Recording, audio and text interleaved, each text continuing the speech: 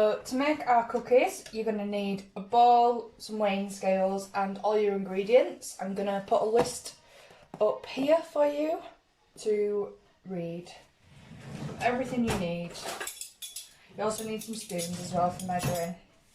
So the first thing we're going to do is we're going to get the butter and we're going to weigh out 125 grams of butter. So 50, 103, 120, 125. And then next, we're going to reset the scales. And we're going to pour in 225 grams of sugar.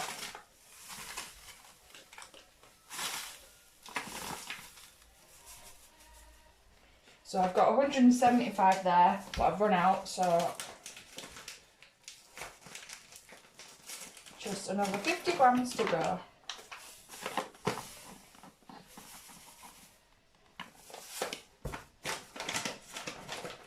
There we go. You can use caster sugar or you can use granulated sugar. I know it's quite hard to get hold of baking stuff at the moment, so it doesn't really matter which one's which. Next, we're going to get our egg. I'm going to crack it open if I can. Like so. And then we need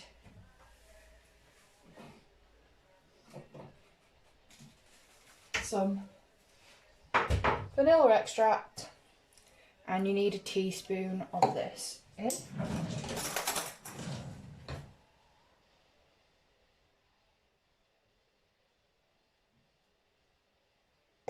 There's your teaspoon and just pour it in.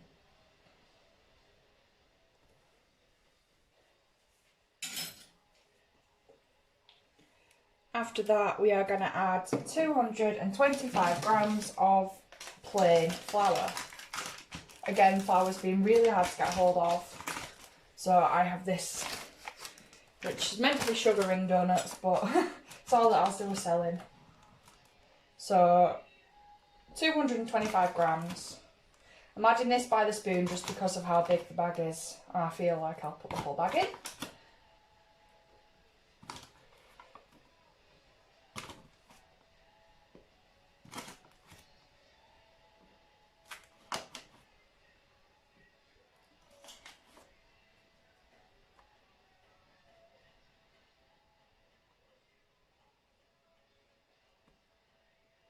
So we now got 225 grams of flour in there.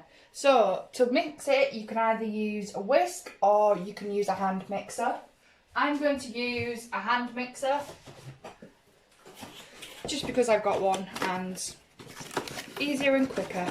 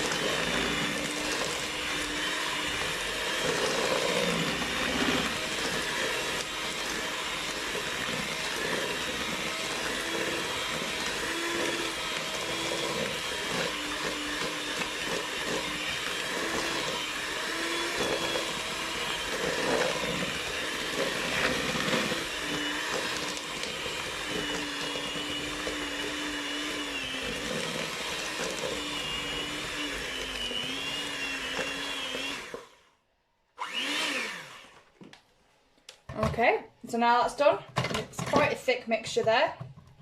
Next, you're going to add around 200 grams of chocolate. You can use baking chocolate chips, but personally I prefer to use things like chocolate buttons. So this week I'm using Maltesers buttons. I do this because if you use baking chocolate chips, the chocolate doesn't go as gooey. And that's just my personal preference. Sometimes the baking ones stay quite hard. whereas these go quite soft and gooey. So yeah, I'm just going to have the full bag because there's 190 grams in it. So yeah, sometimes you can cut it in half, or you could just put it in whole like that. It's completely up to personal preference. And then I'm just going to get one of my spoons and I'm just going to mix them in.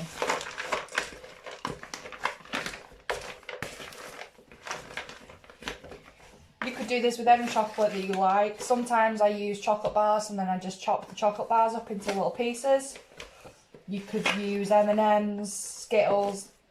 Skittles will be a weird one, but yeah, you could use any chocolate that you like or any sweet really. But I wanted to use Maltesers buttons.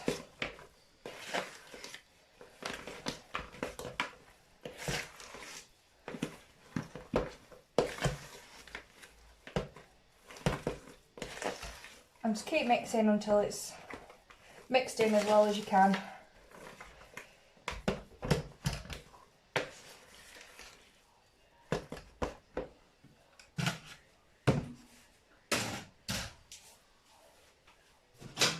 So next you're going to need a baking tray, and you can either use baking paper to line it, you can oil it or butter it up, but I'm going to use some Fry Light just to coat the tray so that the cookies don't stick. I'm using the butter Fry Light, and I'm just gonna,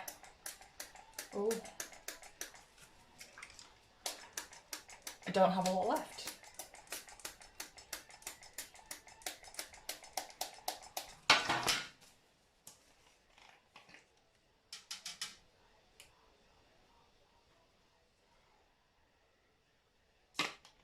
And then I'm just going to spread that around the tray with some kitchen roll.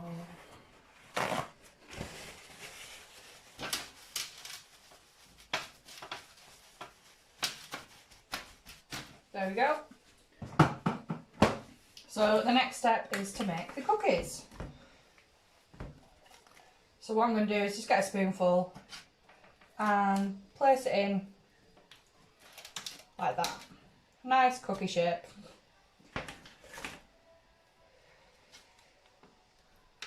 I would advise using a bigger tray, as I don't think all my mixture is going to fit on.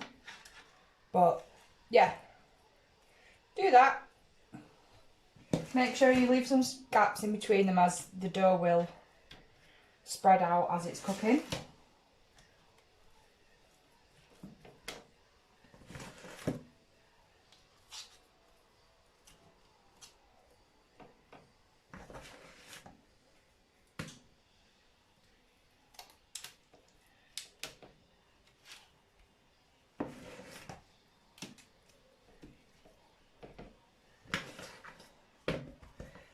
Now these don't have to be perfect. Mine definitely isn't. So yeah, 6 cookies all in one tray, kind of evenly spaced, and now going to go into the oven. So make sure you've put your oven on and it's been preheated, and you're going to go in the oven for 7 minutes. So the cookies are now out of the oven after 7 minutes. So I'm going to get a plate and just gently scoop them up with a spatula.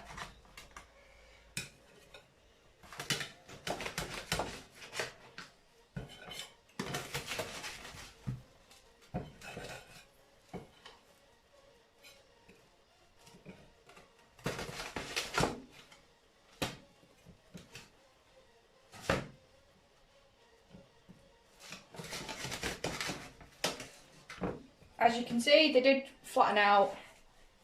Oh, you can't see.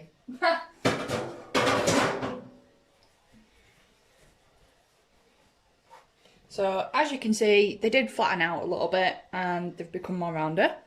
So yeah, that is the cookies. Wait for them to cool down a little bit, If you still like them quite hot, then eat them in about 5 minutes. If you like them quite cold, then leave them for up to 30 minutes to an hour.